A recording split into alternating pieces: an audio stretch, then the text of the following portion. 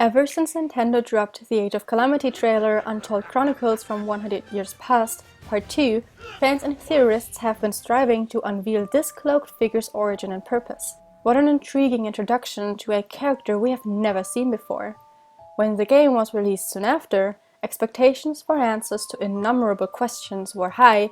However, even at the end of the story, this character remains a great mystery. But maybe not for long. Today, I propose to you a theory that I've come up with Well, excuse me, princess. Huh? Don't you mean a theory we came up with? Right. In collaboration with Zeldom, we came up with a theory that is all about Age of Calamity's obscure villain. What do we know about him? Where was he in Breath of the Wild? And is there a chance that we will see him again in the sequel? We may finally have answers to all of those questions.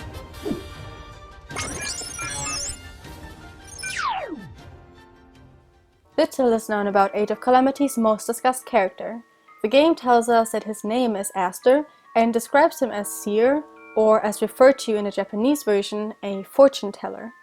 His first appearance introduces us to a grave and collected male named Astor. I am purposefully not referring to him as a Hylian because it is never confirmed which race he is part of. He is said to have lived in a certain village within Hyrule, but every inch of land you find on Age of Calamity's map is considered Hyrule. That being said, Astor could have come from any place and therefore be part of any race. His physical features may be misleading, for he has the anatomy of a Hylian or Sheikah, but other traits such as his unnaturally pale skin, his hazel eyes and those dark braids of hair make him a misfit for any of the races found within Hyrule. His outfit is even more deceiving, for he wears the symbol of the Gerudo on his back and a diamond-shaped gem resembling that of the villain Girahim seen in Skyward Sword. And he wears an eye on his forehead that draws a connection to Ganon in one way or another.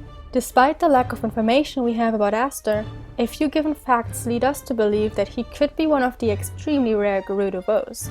One of those facts being his close association with the Yiga clan, a group of skilled rogues who've decided to disconnect themselves from their former tribe, the Sheikah, to worship the calamity called Ganon. This group of traders has a hideout located in Karusa Valley, not far from the home of the Gerudo, a race consisting of strong female warriors with a very public aversion towards any male. Only females are permitted entrance to their capital, Gerudo Town. However, one Gerudo male is said to be born every 100 years, the exact time span between Age of Calamity and Breath of the Wild, yet we never see a male Gerudo in either game. So is it possible that our mysterious villain is that one absent bow? Since Ganon is known to be of Gerudo heritage, their entire civilization feels deep resentment towards male Gerudos and may have deliberately rid their society of the vow born every 100 years. As a result, Astor too would have been banished from Gerudo Town, otherwise we would surely find a chief in at least one of the two games. This is an interesting train of thought, Ace, but I think we should take a step back and establish some lore about the Gerudo before we continue to clear up any misconceptions some may have about the subject. After going through this magical source of worldwide communication known as the interwebs, I learned that there's a somewhat common belief that there has not been any Gerudo males born in a long time. Let me first start to address this by saying no. It turns out the source used to justify this claim is this quote from page 401 of Creating a Champion. According to Gerudo records, there has not been another Gerudo male leader since the king who became the Calamity. The first thing I need to point out is that it says according to Gerudo records. Just because there aren't any records doesn't mean there weren't any Gerudo males born after Ganondorf. Breath of the Wild occurs so long after Ocarina of Time that even Creating a Champion says the events of Ocarina of Time and probably all the other games in the established timeline are impossible to discern between historical facts and mere myths. So it's possible that even if there were records of Gerudo males being born, they easily could have been lost to history anyways. Another thing to consider is that Ganondorf was loathed by some of the Gerudo well before he even had the Triforce of Power and became Ganon, and as Ace said earlier, they grew to resent their affiliation with Ganon, so their pre-existing prejudice against males, especially of their own race, became even more prominent. Of course, after these events they would have eliminated their tradition of having the rare males become their king, and probably have replaced it with the chieftain structure we see in Breath of the Wild. The second misconception I've seen from this quote is that it specifically says that there haven't been any Gerudo male leaders since then, not referring to Gerudo males being born, so it's likely on rare occasion Gerudo males were still being born into the tribe. If there weren't any ordinary males born that weren't evil like Ganondorf, there wouldn't have been the every 100-year legend told in Ocarina of Time. Heck, Ganondorf is even reborn into the Gerudo tribe again with the same name in Four Swords Adventures, which takes place well after Ocarina of Time and Twilight Princess, so there must have been Gerudo males born after the original Ganondorf. Point is that there were Gerudo males born after Ocarina, and that since the Gerudo culture had such a strong prejudice against them, those born into the tribe could have been outcast or discriminated against and possibly left off the records. After all, this is a very realistic and historical part of human nature and real-world history, so don't you dare leave a comment saying I'm stretching this. So, Andy, let's get back to my question. Is it possible that Astor could actually be a Gerudo male? Okay, fine. I'll be done ranting about lore and my speculation for now. Let's get on to the actual theorizing. In Breath of the Wild, there aren't any references at all to any Gerudo male except for the subtle legends of Ganondorf, but other than that, it's almost as if they don't exist. But like I said, it's most likely that the Gerudo race still had males born on rare occasions, and they were probably treated poorly and discriminated against in the Gerudo society. I would also say it's very likely that these males were cast out of Gerudo civilization. We can easily see in Age of Calamity that Astor has the mark of the Gerudo on his cloak, which means he must have some sort of connection to the Gerudo, whether it merely be from his fascination with Ganon and his origins from Ganondorf, or even the possibility that Astor himself is a Gerudo male who was banished. If Astor truly is a Gerudo male who was outcast from the civilization, where would he have most likely gone to? As a child, he must have been aware of the legends of Ganondorf and his immense evil power that had caused his people to have such a grave prejudice against him. Traveling by foot, there's only two possible routes he could have traveled, at least if we're only considering what's found on Breath of the Wild's map. The first option is to go across the desert and through the Gerudo Canyon leading to the rest of Hyrule. However, I think the second option aligns with what we know about Astor much more. Instead of going northeast, he could have gone a bit further north instead, which would have brought him to the Karusa Valley, leading him directly into the Yiga clan hideout. Since Astor no longer had a home and was desperate to survive, he likely encountered the Yiga and became affiliated with them. Since he wasn't a former Sheikah, nor was he trained to fight and had no ability to disguise himself, Astor didn't become a Yiga clan member like the others, but their ally nevertheless. As Astor assimilated with the enemy of his race, the Yiga surely helped him develop a hatred toward the Gerudo, but this was probably only the spark that lit the fire. Odds are he was aware of the legend of Ganondorf, which had caused his people to have such a prejudice against him. Astor was outcast from his home for no fault of his own. Not only did this probably lead him to develop a burning spite against the Gerudo, but also led him to become obsessed with the learning about Ganondorf. Although he shared the mission to help resurrect Ganon, Astor also had the lust to obtain Ganon's power. After all, the legendary power of Ganon is the reason why he was hated. So could he gain the power of Ganon?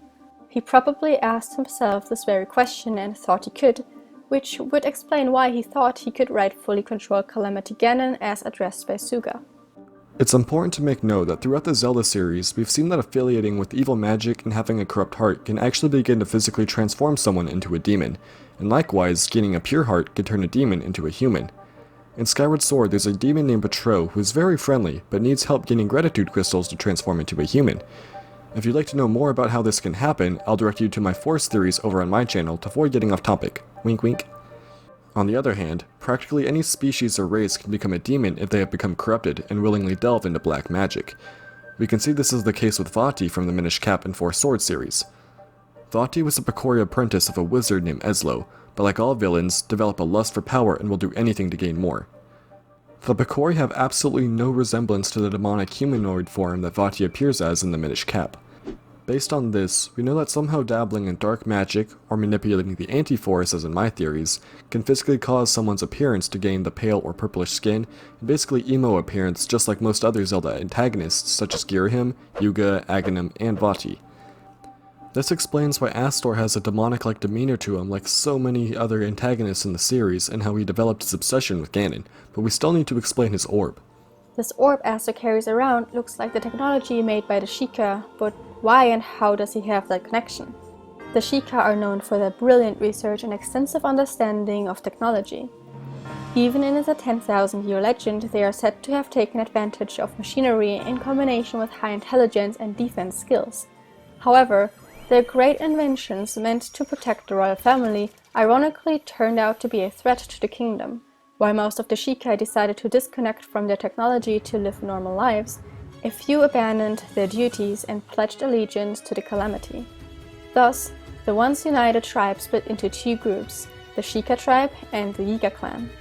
Even after many millenniums passing, the Sheikah remains a tribe of gifted soldiers who excel at close combat and have mastered a balance between power and wisdom.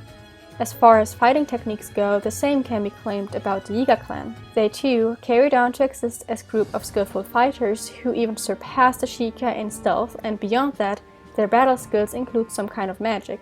The origin of those unique fighting techniques could actually lie in the use of technology. As we see in Age of Calamity, the Yiga actually uses the ancient tech to their advantage, even if they don't fully comprehend its capabilities. This is where Astor comes in. We know that Astor is fascinated by the Sheikah tech, and when he affiliated himself with the Yiga, he had access to robotics beyond anyone's understanding. He was enabled to study its relics just like Zelda did at the castle for opposing reasons whatsoever. While the princess tried to use the ancient guardians to protect the castle from evil once again, Astor focused on a much darker purpose. It appears that he is the only member of Ganon's adherents who understand the relics and, most importantly, the Harbinger. This would fit well with the idea that Astor is the same fortune teller mentioned by King Rome and other characters in Breath of the Wild, since only he could see the future. Little did the kingdom know that Astor's warning would lead to the doom of Hyrule. Thanks to him, Ganon returned and brought the kingdom to its bitter downfall. After the Calamity Ganon had been resurrected in Breath of the Wild's timeline, what became of Astor? With what little factual information we have about him, it's impossible to determine if he could have survived the Great Calamity and through the 100-year period after which Link awakens and defeats Ganon. Of course, it's most likely that Astor would have died during the time between then, but to go along with our theory, it's worth exploring the idea that he could have survived. There's many ways characters have artificially preserved their lives, such as Purr's failed experiment and the Sheikah monks in the shrines, but these don't really seem to fit with what we speculated about Astor. In Age of Calamity, there's a cutscene where Astor turned against the Yiga and seemingly stole the souls of many of the Yiga clan grunts to use their life force to resurrect the Blight Ganons. He could have used similar technology or some of Ganon's power to prolong his life and even play a role in resurrecting the corpse of Ganondorf as seen in the first teaser of Breath of the Wild sequel. After all, if what we explained about Astor being a Gerudo male is true, he has a very strong and personal tie to Ganondorf. So will Astor serve a role in Breath of the Wild 2? Probably not. At this point, we're trying to tie what we've theorized about Astor's life and history into Breath of the Wild sequel, which we know essentially nothing about. Age of Calamity gives us so little to work with and leaves us wanting to know more about him, so that's what we try to deliver. Before we end today's video, I feel the urge to bring up a rather unfavorable theory of mine. Astor could be a nobody. Even if all of our previous points hold up, there's a chance that Astor was very much not a real fortune teller. Even though his game description says seer, what if he was only referred to as such due to the Harbinger showing him the future? Astor could have had no special abilities at all, and only his loyalty to the Calamity and his witted intelligence caused Ganon to send the Harbinger his way. This is definitely a possibility worth addressing. Astor even serves an identical role to Zant in Twilight Princess. In Twilight Princess, Zant was an insignificant citizen of the Twilight with a lust for power and had absolutely no powers of his own. After his failed execution and banishment into the Twilight Realm, Ganondorf lent many of his powers granted by the Triforce of Power to Zant, so he could conquer the throne of the Twilight, as well as Hyrule not long after. Little did Zant realize he was just Ganondorf's puppet, and when Zant fulfilled his purpose, Ganondorf abandoned Zant and let him be killed by Midna. Astor also serves the same role. Both he and Zant were power-hungry strategic pawns in Ganon's plan and were ultimately betrayed by him. Since we know that Astor's role in the plot aligns perfectly with Zant's, we could suggest that Astor, like Zant, was just a nobody who had a corrupted heart and was thus an easy target for Ganon to use as a pawn. The parallels between Astor and Zant is not something that should be overlooked, although it is a common trope. Hey Ace, so if Astor could be a nobody without Ganon, doesn't that make your entire video kinda useless? Shut up, Andy! Das war das erste und letzte Mal, dass du auf meinem Kanal bist. Okay, so there's that. I guess here are two possible theories for Astor's character. Let us know what you think is the better theory. We also uploaded a theory on Zeldom's channel where we talk about the source of Terraco's abilities. I'll leave that link in the description below. Yeah, you better. You know what? don't go watch it. That said, have a good day. Thanks for watching. Bye! Bye!